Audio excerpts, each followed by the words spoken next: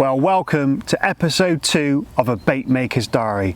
I'm bathed in sunshine in the Cotswolds, the birds are singing, sun's out, everything is growing, and this is in stark contrast to my last diary piece where it was absolutely freezing through the winter months.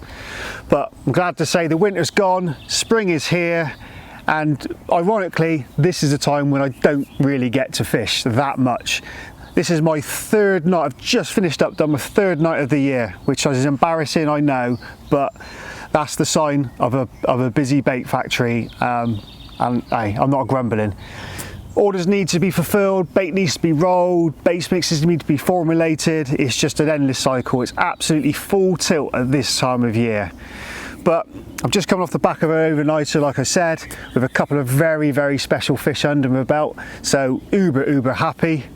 And I'm going to go back and take you through what's happened since the winter to now. And one event that's always high on my list and etched into the diary is something that happens every year at my syndicate venue. It's a special day for me and I absolutely love it. Well, what a day.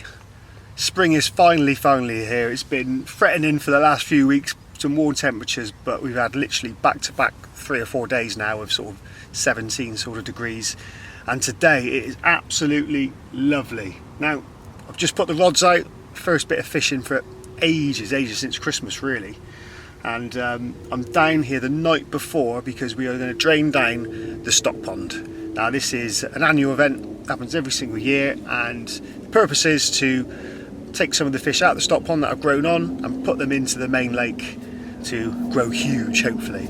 So we always do that. It's very early spring when we like to put them in.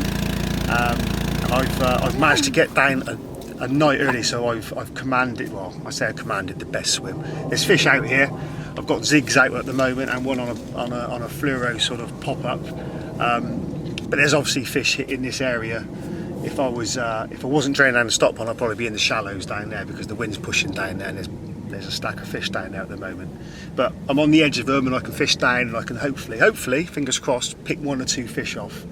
But I say the objective really is to drain down, so I'm looking forward tomorrow to getting my hands dirty, seeing all the boys. It's going to be a bit of a social theme to it as well, and see how well the carp have done. I've been feeding them all last year, all through the summer months, so hopefully they'll be 4 or 5 pound and be ready to go in. So yep, I'll bring anything else that comes hopefully over the session, but if not, I'll see you tomorrow for the drain down.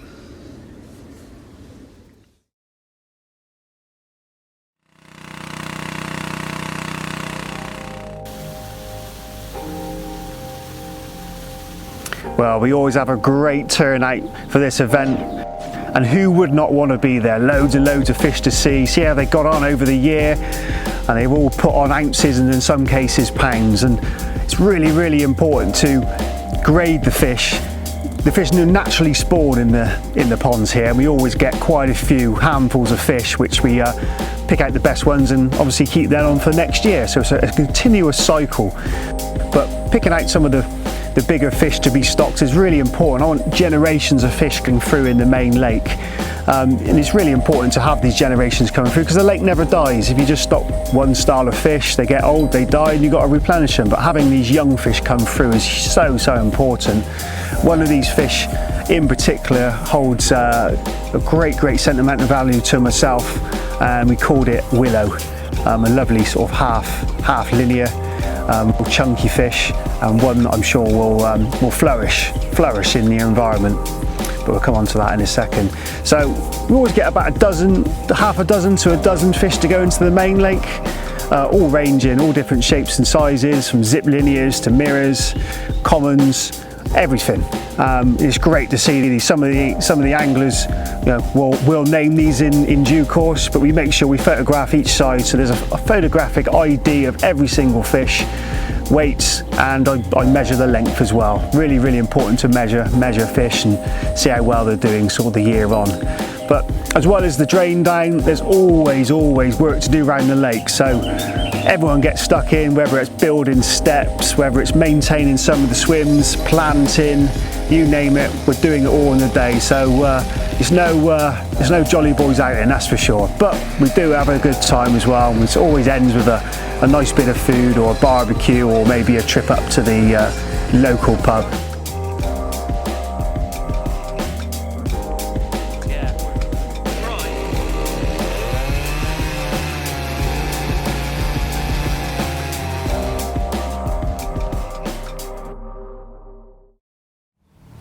So as many of you will know, my last diary piece, me and Claire was expecting a baby child in the new year, and tragically and unfortunately for us, this resulted in a stillborn for us at 37 weeks. So very, very late term, absolutely devastating news for both myself and Claire. A huge blow, and it just meant that, you know, my day to day was all about looking after Claire, making sure she was okay. And support, and going through the grieving process, of course, like any parent would. It was such a hammer blow, it sort of flipped my world upside down, and still is, to be fair, and it just meant that I didn't really feel like going fishing or doing anything other than being with my missus and sort of throwing yourself into work.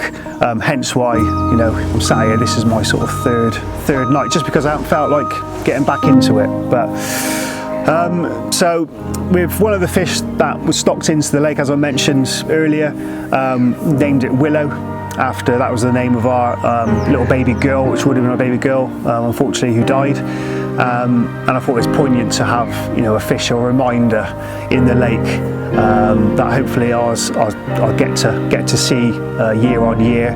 But ironically, I did fish about a couple of weeks ago, and at that point I hadn't caught a fish this year, since obviously what had happened on New Year's Day.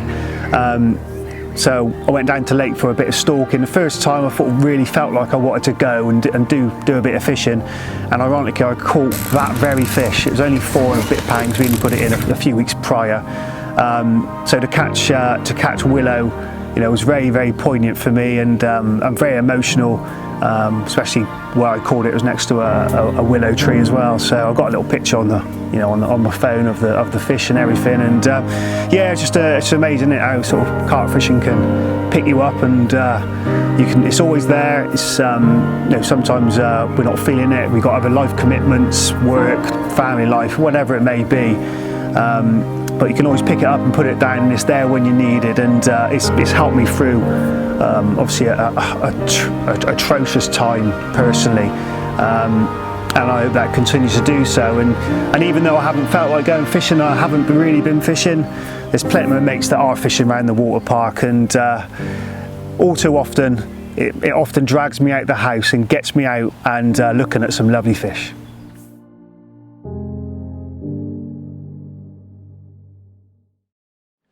Well, good morning, and it's an early wake-up call for me because Jake Taylor has caught the biggest fish in the lake. So I'm a bit bleary-eyed. It's just got light. I'm gonna nip down now and see him, and it's a big one.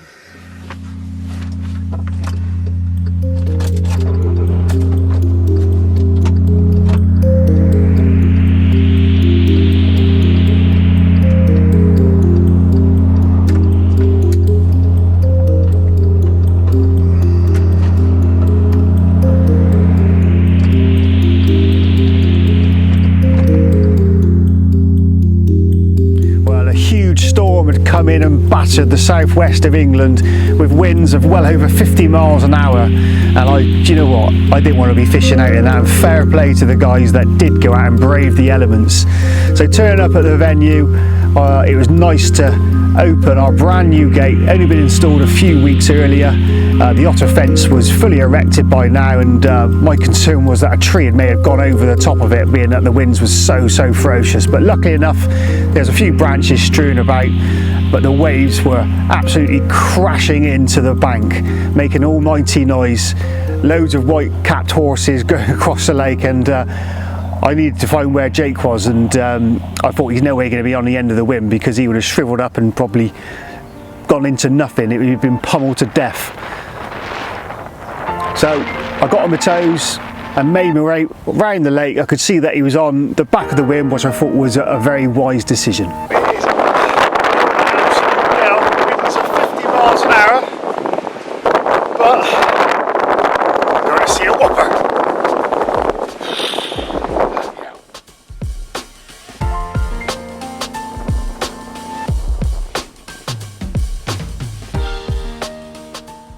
Yeah, man. Yeah.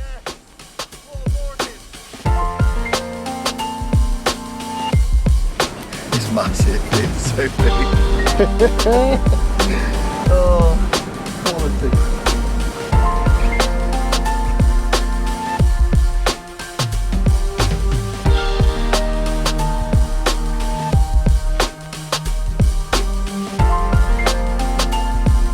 Right, it's always impressive to see a mid-40 on the bank, and this was going to be no exception. So excited to see this fish grow. It's continuing to grow. It's not particularly old fish. It's steadily putting on weight, and it has been huge weights historically, but coming out of the winter, you know, a mid-40 is still a massive carp, and it's great to see all the members down there lending a hand and sharing in the moment. That's a big carp.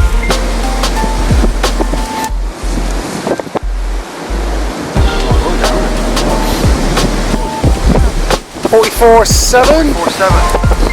Lovely. Good man. Ace. I'll do some.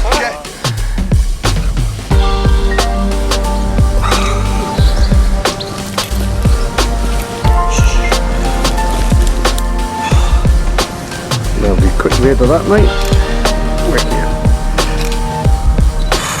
Get in there.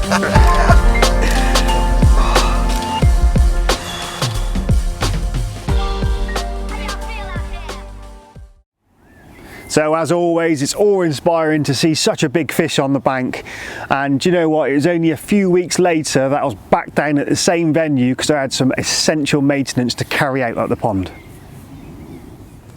Well, the work down the lake never ends, or it seems not to, but I absolutely love it.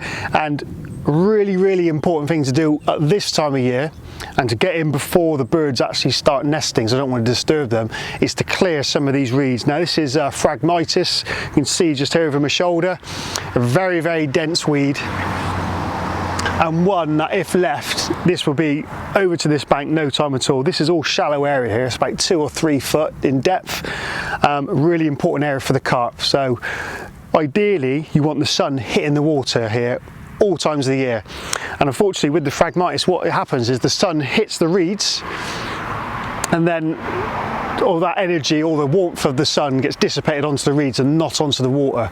So ideally you want no reeds in this area, the sun to hit the water, temperature goes up to 25 degrees, 3 foot of water, the fish are happy.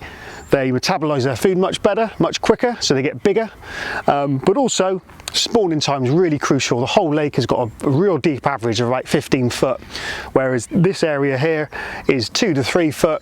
The fish want to spend most of their days in this area, and you want this to cook in the afternoons, get up to 25 degrees. So when the fish come into this area and spawning time early spring, they spawn really easy. Historically this lake has had a big problem with the fish not spawning. The females retain their spawn. That's not a good situation, you get casualties because of that. So what I'm going to do, I've got my scythe, dong, and I'm going to go into there and basically hack it like a madman, taking all the Phragmitis off at base level to the water, clearing all that, and then after I've done that, I'm going to push all the reeds back as much as I can to let obviously sun get onto the water, but also just let this lorry go past. There's loads of gravel extraction going on. Another lorry, loads of gravel, loads of pits being dug, it's a good thing. So where was I? Yeah, so I'm going to take all the reeds back out of the water, and then I can see any new shoots that are coming up, and I can obviously deal with them. So that's the job for today. I'm going to get down to my t-shirt, get my chesters on and get involved.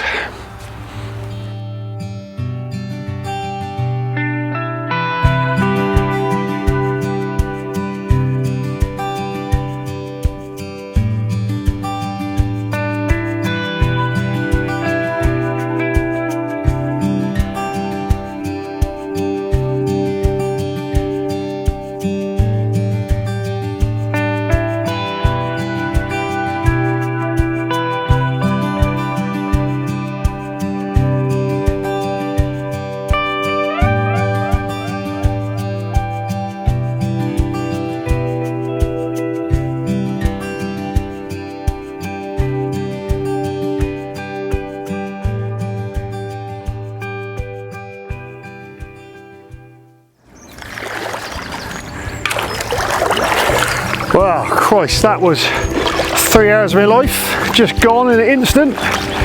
But this area now is lovely and clear. I actually found a little clay spot just underneath the trees there. I'm going to keep an eye on that because the fish have definitely been using it.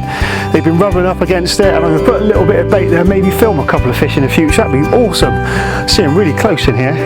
But this area is clear of the Phragmites, which is the important bit. The sun, when it does come out, will be beating down on this area, and I fully expect to see a good chunk of the carp stock in here every day, digesting their food, and more importantly, at spawning time, these fish are going to release their eggs. There's some big old females in here that have historically had problems at spawning time. I don't want to see any more dead fish spawn by. It's the worst thing. So this area is going to help them no end, I'm sure. And yeah, I can't wait for one to see them in the hot weather. It's going to be quite a sight. Right, that's it for the day. I'm getting out. I need a cup of tea.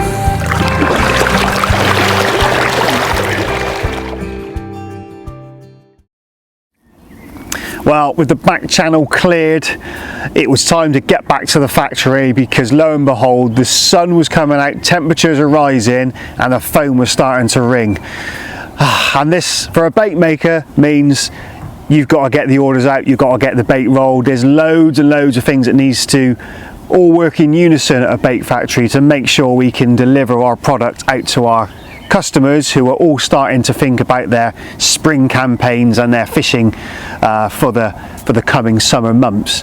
So getting everything in line at the factory was absolutely paramount importance, particularly in coming out of the spring, out of the winter into the spring sort of period. So with that in mind, it was days on end mixing and bagging and getting the processes all set with the team that we have at Baitworks to make sure we fulfill orders on a daily basis. But in amongst all that, I've got new products coming out as well. So my time was getting torn left, right and centre, but a couple of new products we was coming to market. One in particular has been worked on for 18 months now, and that was the Cremino liquid. We're just putting the final touches on that, just let it out to a few of our guys who are doing the final stages of testing, and results have been amazing. So that is a product that's going to be hitting the shelves in June, early June.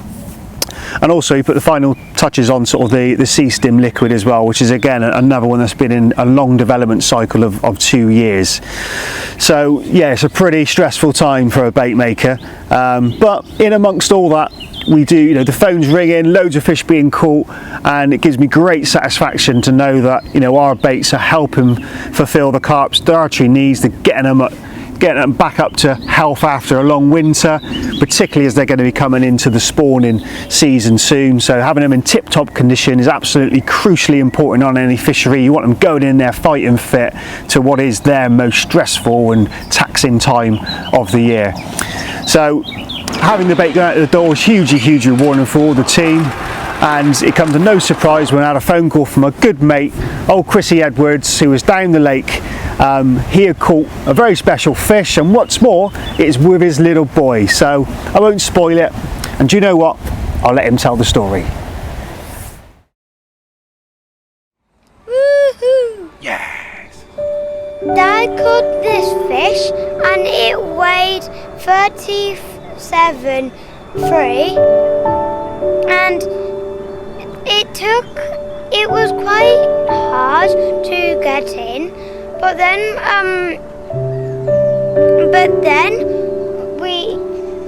we just got it in the net a bit quick,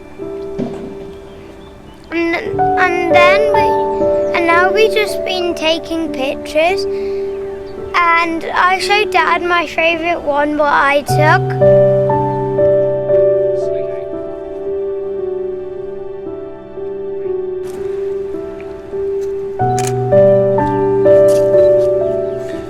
Oh, well done, guys. What have we got then? 37.3. 37.3. Big smiles? Smile!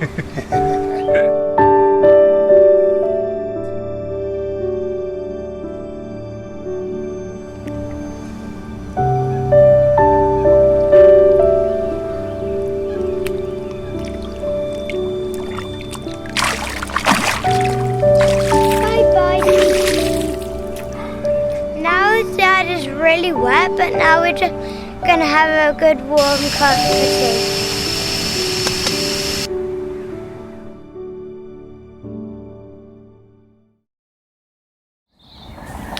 Well, it was great to share in the moment with Chris and his little boy, and if truth be known, that did spark something inside me to inspire me to get out on the bank again. And with the sun now making more of an appearance than what it was in sort of March, and we're sort of creeping into April, it meant that I was thinking more so about trying to carve out some opportunities around the lakes. And my time was going to be limited because I was still, the headspace really wasn't into doing overnight sessions, and truth be known, I was helping Claire at home a lot with Darcy, our little baby girl. Putting her down at night and then getting her up in the morning meant that overnight sessions would mean I'd put it all on Claire, and I couldn't do that at this point. So I thought I need to come up with a plan.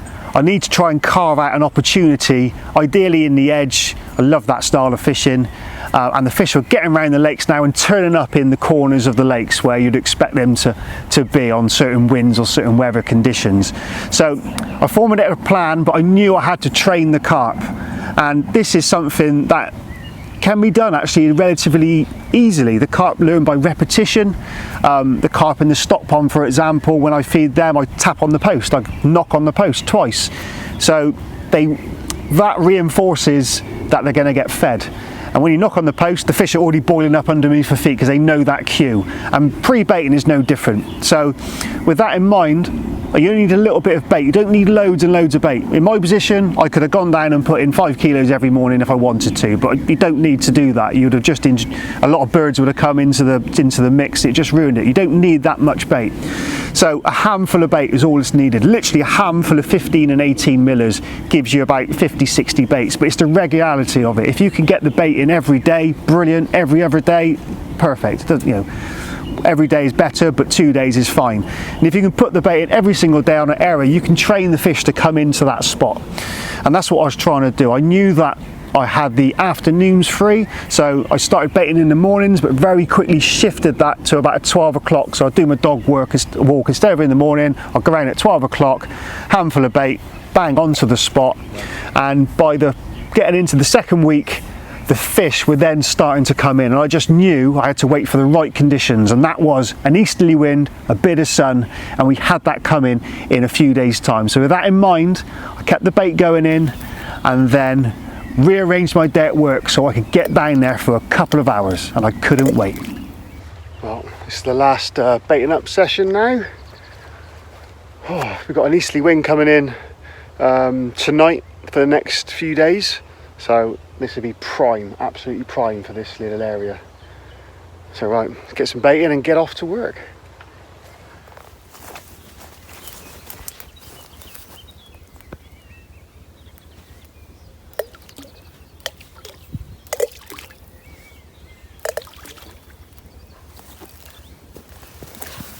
Come on, Watson.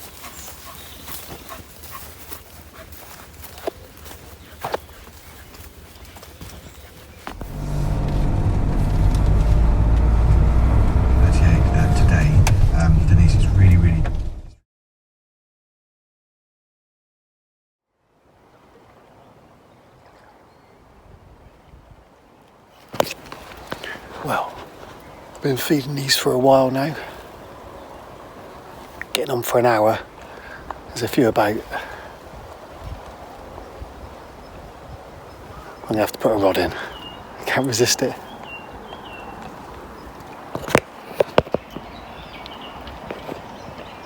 Look at that.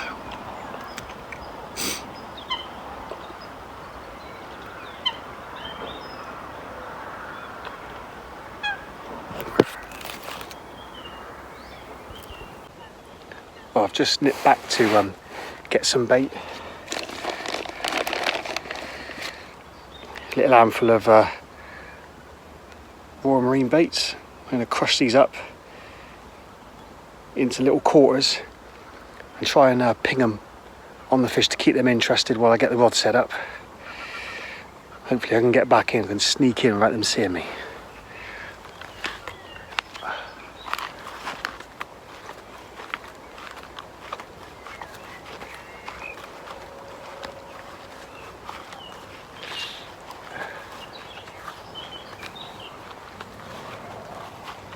through the stinging nettles.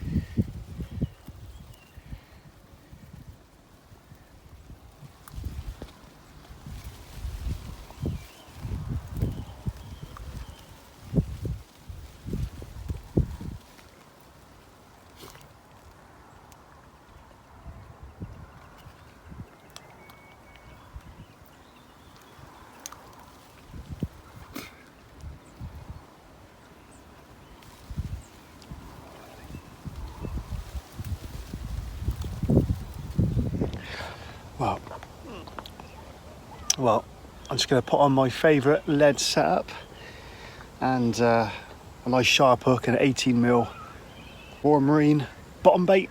Dead simple. You can almost watch the fish take the bait in this situation, but I'm going to drop that in. This is the rig I use for out in the pond, so I'm really interested to see how the fish react to it on the gravel shelf. I can pretty much watch what happens. So I'll just show you that. Let's put it down there like that.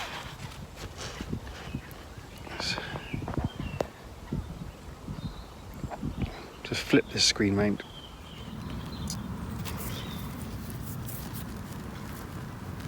Well, there's the lead setup on a drop-off system.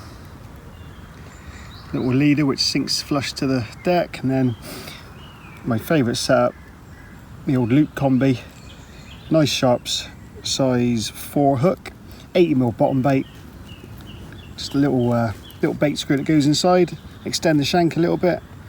Lovely, that should do the job. Let's try and get it in without those fish spooking off.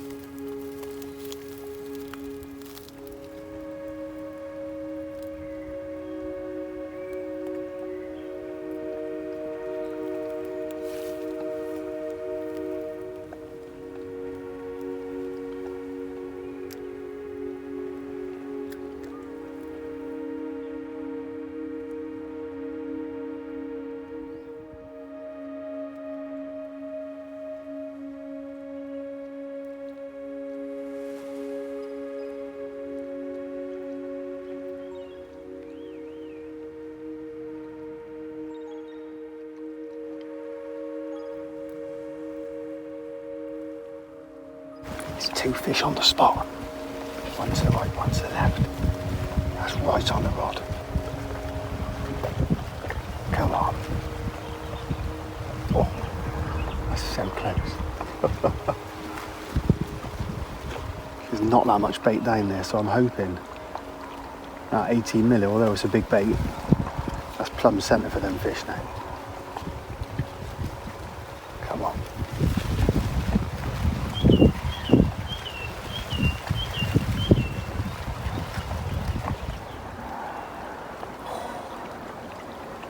I thought you were shaking his head then. He could well have been. Could have threw the hook bait out and didn't know. They're all over it.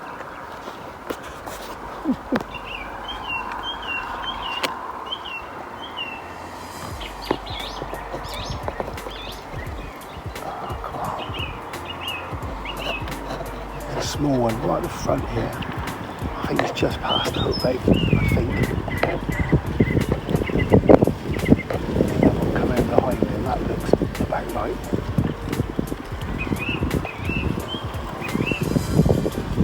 Gosh, isn't it racket?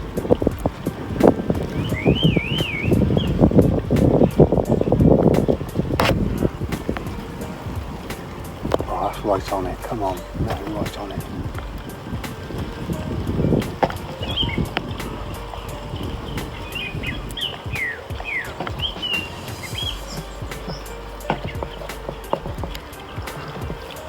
How is that not gone? How is that not gone? Still 1, 2, 3, 4. One coming from the left. That's a small fish. Oh, the small one's right on line for the bait. Right on line. Oh, it's got fishing close. That big one's just to the left now. That's tipping up right where the hook bait is. That's got to be it there, surely. Have a 2 in. That's on it. That's got to be on it. That's right there. Can't be that much bait left. Oh, getting done here. Got to be getting done. Oh, another 5-10 minutes like this. I'm gonna have to make her change, I reckon, at this rate. Come on. Oh, it's got to be close now. Twisting and turning on the bottom.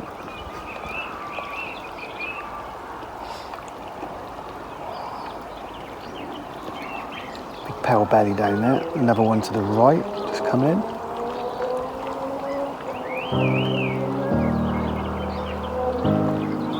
Oh.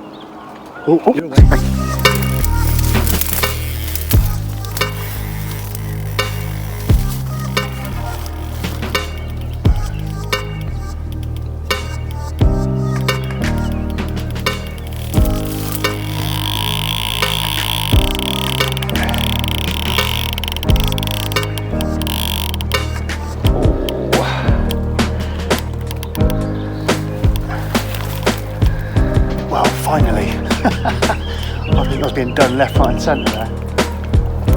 But, to be fair, it's been in there like 20 minutes. And this fish has made a mistake. Oh, and he's not happy. Oh, come on.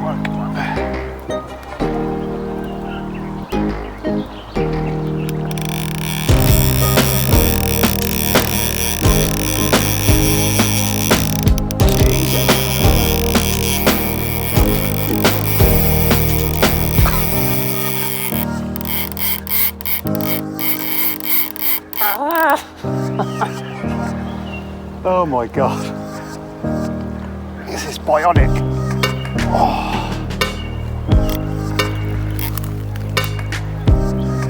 Come on.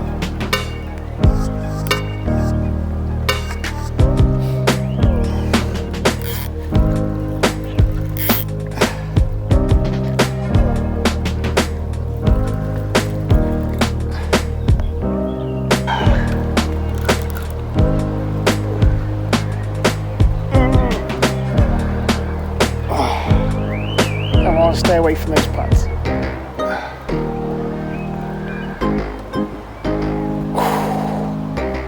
God, I tell you what, my arm is aching. Looks like a good one.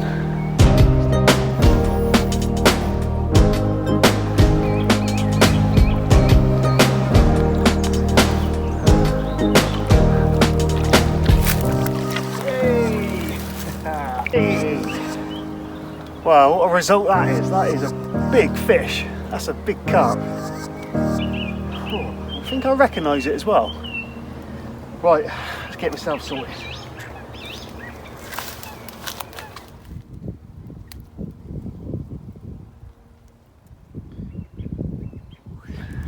What a lovely fish. And this one is a fish that I raised from an egg. So extra special for me, this one. Awesome.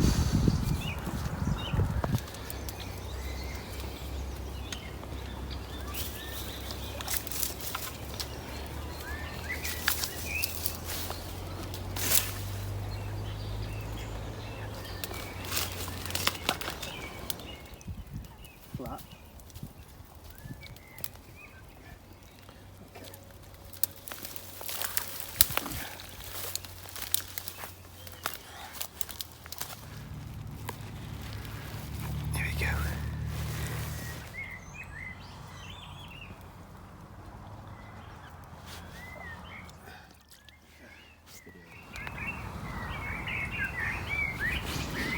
Well, this one is a very special fish to me.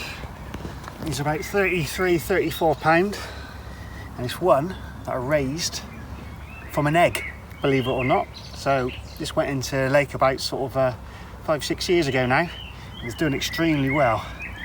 What an absolute corker. I couldn't wait to meet this one. Don't know when it was going to be, where it was going to be when it first went in at sort of 3 or 4 pound, or when it is 34 pound, but I'm not complaining. Absolutely lovely. Thank you very much.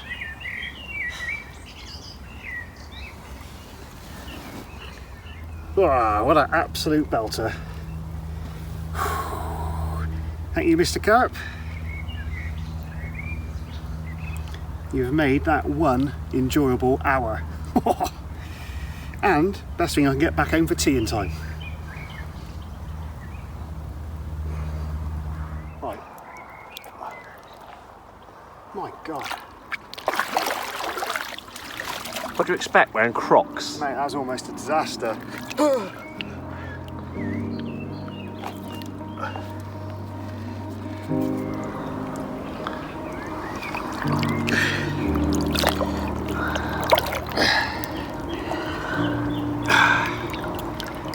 Lovely.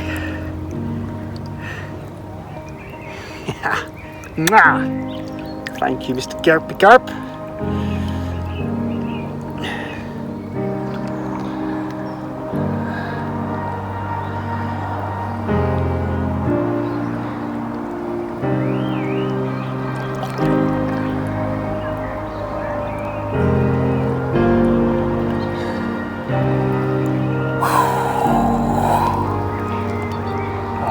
Yes. Right, time to try and get out.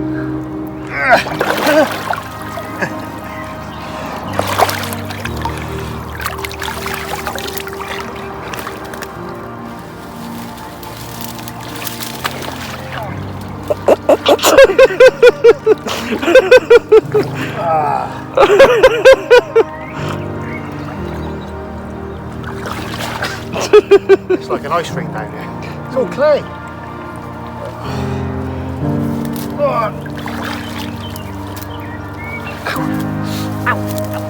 Well, that's probably about it for me. The fish are about to spawn any week now or any day, and I've got so much bait to go out the door that realistically my chances of coming out and doing any extent of any more fishing are pretty much zilch. So yeah, what a lovely fish to end on. Now I've just got to find my croc.